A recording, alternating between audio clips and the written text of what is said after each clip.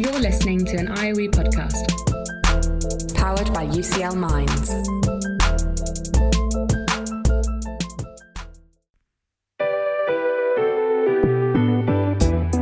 This is Research for the Real World.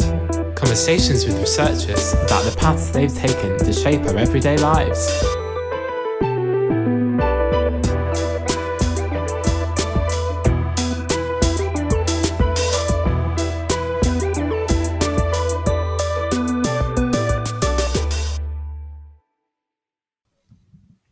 This is Research for the Real World. Hello, I'm Dr. Laura Uthwaite and I'm a Senior Research Fellow at the UCL Centre for Education Policy and Equalising Opportunities, also known as CPO, at IOE UCL's Faculty of Education and Society. In this season of Research for the Real World, we're going to be exploring the myriad of ways IOE has established research-led relationships across London. We'll be diving into rigorous research, innovative solutions to tackle complex challenges in our capital. So on this episode, I'm delighted to be talking to Dr. Jake Anders and Dr. Asma Benhender, who I also happen to work with at CPO.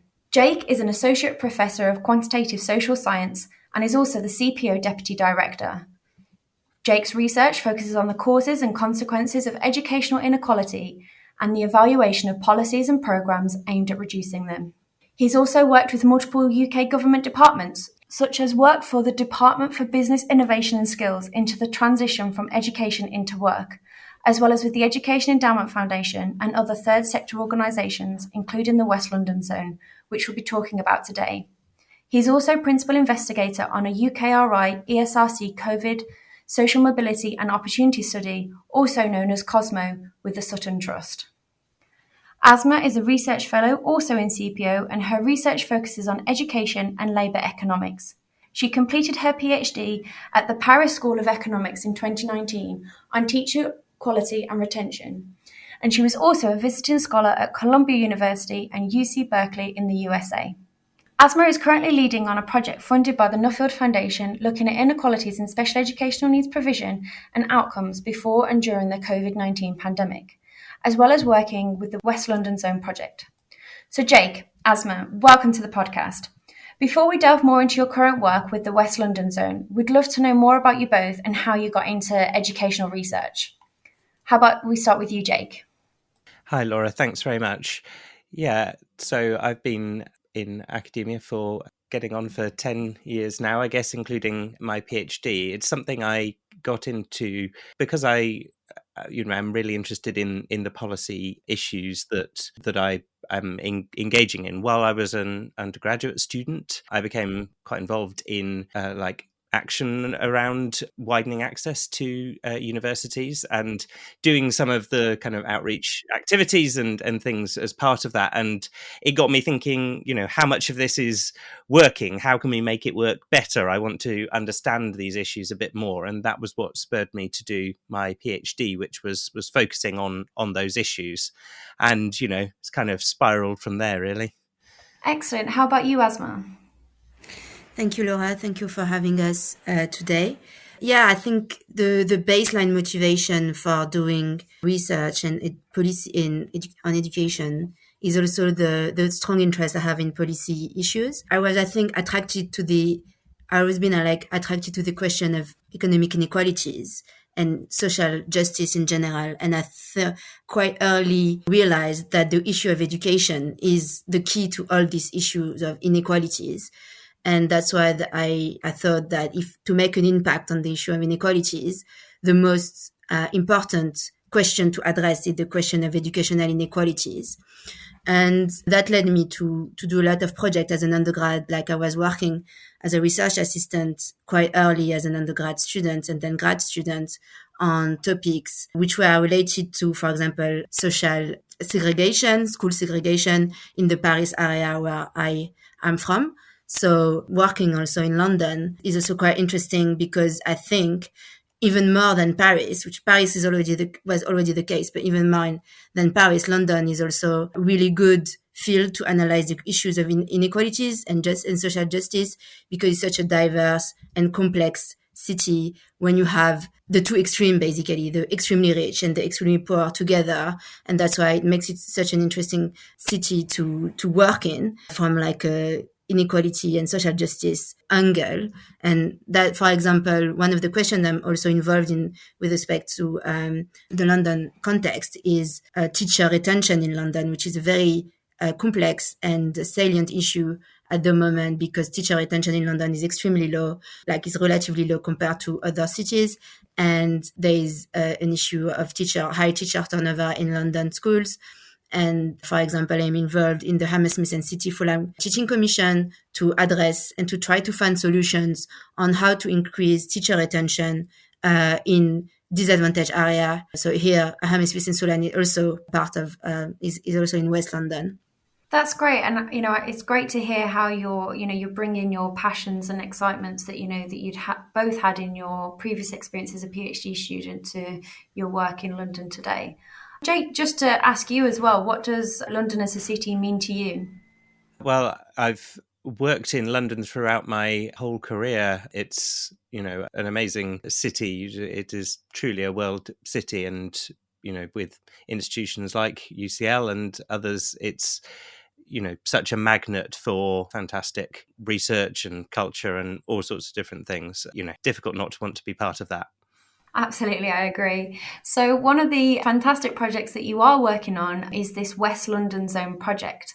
Could you tell us a little bit more about the early intervention programme and what you're aiming to achieve with your project with them? West London Zone is like a charity that aims at reducing inequalities and supporting pupils from disadvantaged areas in London, and especially in a specific area in London, which they call West London Zone, which is around, I think it's around like Ladbroke Grove, approximately this area.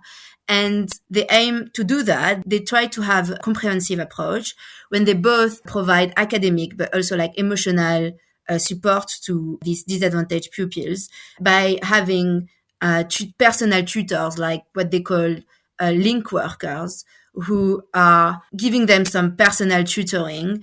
It will be both like academic and more like some form of emotional mentoring. And they work with a lot of partners. That's why they are really integrated into the geographically into the schools, because these link workers are based in the schools, and then they have external partners who also intervene to support these pupils.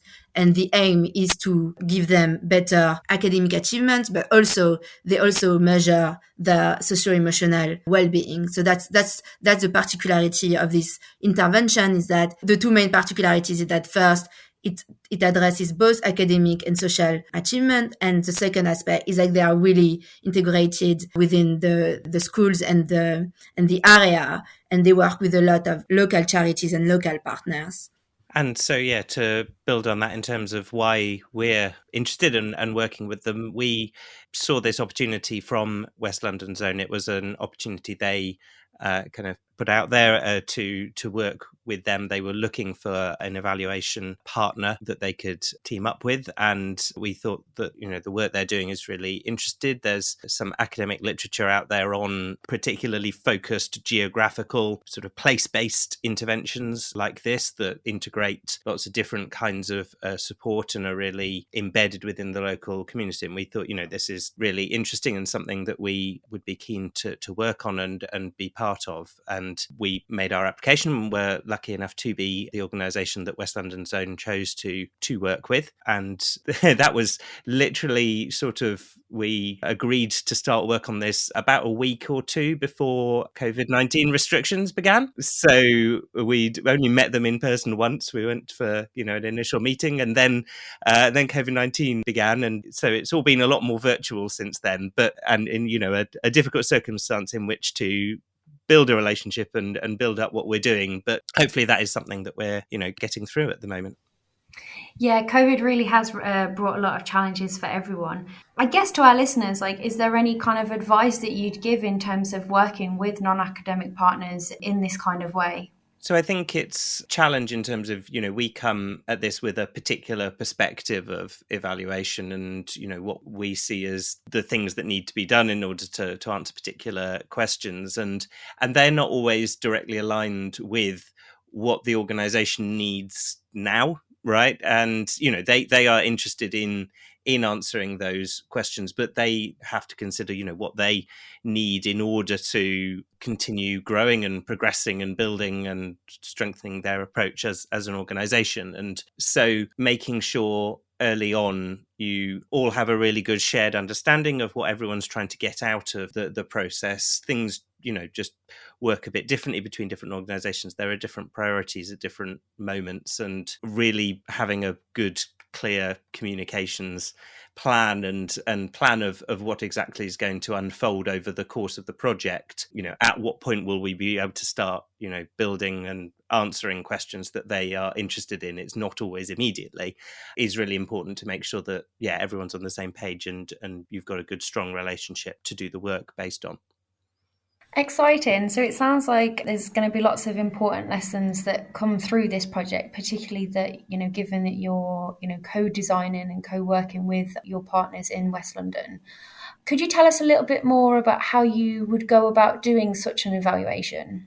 Yeah, so this evaluation has two big parts of it, as it were. A more impact-focused one, which is the side of it that Asma and I are more directly working on, and a more process and implementation side of it, which is being led by our friends and colleagues in the Helen Hamlin Centre for Pedagogy, Professor Dominic Wise and Dr. Jana Manukina. So they would talk at much more length and eloquence about all the parts of what they're doing as part of the process evaluation. So I won't sort of try and put words in their mouth, but it's been, a central part of our approach that this evaluation does include both parts of both these different kinds of evaluation. We're focused, I suppose, as I say, more quantitatively. We're trying to look at the impact of the evaluation on the young people involved as best we can by collecting information about their academic and performance, their confidence, things like that, using measures that West London Zone use, and then comparing that to a comparison group that we've helped them to create in order to have a fair comparison about what we're looking at when we come to looking at outcomes. But in order to understand how to build a comparison group like that, you have to understand the processes by which young people are becoming, are being recruited onto the programme, taking part in the West London Zone programme and getting a link worker and all of the potentially multifaceted things that are part of it. And the implementation process side of things has been, a really invaluable part of this in terms of building understanding of that, for example. That's just kind of one particular example of how those two sides of the evaluation are talking to each other and linking up and helping make sure that we have a really strong understanding of what the programme is trying to achieve and how it seems to be doing what it's doing. Excellent. Is there anything you'd like to add on about your experiences on this project, Asma? Yeah, I think the point Jake made about, I think one of the positive aspects, what the very interesting aspect of working with West London Zone is the West London Zone program is that they're really data oriented. I think that's a very good aspect of their organization that made it easier for us to work with because they take data seriously. And we had a lot of back and forth during the period when we were constructing the control group about specific variables. So it was quite technical discussion that I think my past experience with other type of organization was maybe not as evidence-led at this organization. I think that's a very positive aspect of this was that they quite data and evidence-led organization, which for me was quite good and aware of the limitation of data collection and the challenges of good data collection, especially during COVID, which made it even more difficult, as you can imagine. Oh, absolutely. So this is very much like ongoing work. So I appreciate you can't necessarily, share the findings with us at the moment. But where do you envision this project going next, or what can its contributions be to the wider community in London and maybe even beyond? So this is designed very much as a multi-year programme. We'll be working with West London Zone until at least sort of 2024, looking over a few different cohorts of young people who engage with their early intervention programme over that time. So we won't be kind of sharing too much until we're building up the picture of what we want and doing the things that we've planned to do from the outset, so we understand and are getting a good appropriate picture of the program that good to share with the world. It's, this is work that is funded by West London Zone, and they obviously care about the findings, but it's a research project, and it's important that it has wider findings and importance for the research and third sector and so on communities more broadly. And we hope that this will add to evidence that's out there on how place-based interventions like this can work, what hopefully makes them effective and allows us to continue pushing forward the quality of what's done in this way and keep strengthening it further. Great stuff. So what seems to be a key theme from your West London Zone project is that you're really trying to intervene on trying to, give children and young people, equal opportunities and, increase equity in their outcomes. What other work are you doing at the moment that is trying to address some of the similar themes, particularly in the Research Centre of CPO? So as you mentioned at the start, one of my other projects, I'm principal investigator of the COVID Social Mobility and Opportunities Study, or COSMO for short, which is a big new study that was funded initially by the UK Research and Innovation COVID Rapid Response Fund to set up a new cohort study. And I may be wrong, but I suspect previous listeners to this podcast have heard quite a bit about the IOE's portfolio of cohort studies. But somewhere we don't have a cohort study is for this current cohort whose educational experience has been so dramatically affected by COVID-19. So this is a new cohort study that is in the process of recruiting hopefully around 12,000 young people from across England. It's young people who were in year 11, so kind of 15, 16, last academic year before this one. So what's that, 2020 to 2021? And we are, as I say, in the process of recruiting and carrying out initial interviews with them and their parents in order to paint a picture of what life was like for them during COVID-19 and their background more generally as a baseline for coming back to them in future and continuing to understand about how their educational and labour market career develops over the coming years, helped everyone in the research and policy communities understand some of the particular challenges they have faced and hopefully be able to suggest some things that can be done to help tackle potentially some of the unfairnesses that have built up as a result of COVID and, more wide socioeconomic inequalities too. Really, really exciting. It'll be great to see that work when it eventually comes through. And indeed, the work that you've done with West London Zone, it's a huge feat working with so many partners and trying to answer these really complex questions. So, yeah, good luck. How about you, Asma? Yeah, I think the main project that's strongly related to the issue of inequalities that I has started in January is about pupil with SEN outcomes during the pandemic. So the angle for this project is to analyze to what extent this pandemic has acted as a catalyst for inequalities that were already there, but has exacerbated them and make them even more challenging for pupils whose integration into the school system is already extremely difficult and challenging. So the aim of this project, which is still at the very beginning, is to see to what extent the resources that pre-existing resources, pre-pandemic resources that have been allocated to pupil with SEN have an impact on how they face the pandemic itself. So, for example, if in some areas the resources for pupil with SEN were not enough, then maybe what I'm trying to look at is to what extent the experience of the pandemic was even more difficult for these pupils. So the interaction between pre-existing resources and the pandemic. And the general aim of this project will be to identify more specifically the resources that are the most important for pupils with SEN in order to progress academically and in general in their school, to have a better school experience in order to reduce these really big inequalities that exist between these pupils and the general school population.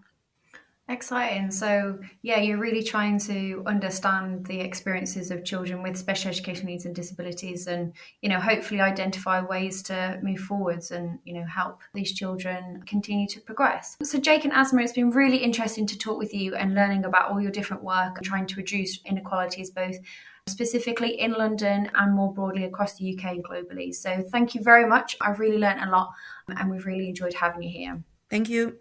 Thanks so much, Laura. You can follow Jake on Twitter at Jake Anders and Asma on @AsmaBenhender to learn more about their research. Some of what we've covered today is also available in the episode notes. If you've enjoyed this episode and you want to find out more, there's our archive of 13 past seasons available for you to listen to. Search IOE Podcast from wherever you get your podcasts to find more Research for the Real World episodes, as well as more podcasts from the IOE. I'm Dr. Laura Uthwaite, and thank you for listening.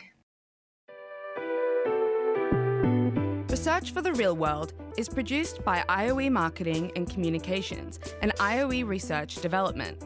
The theme music was created by Rob Cochran. Tatiana Sotero Diaz is the series advisor, Amy Leibowitz is the series producer, and Jason Ilagan is the executive producer of the IOE podcast.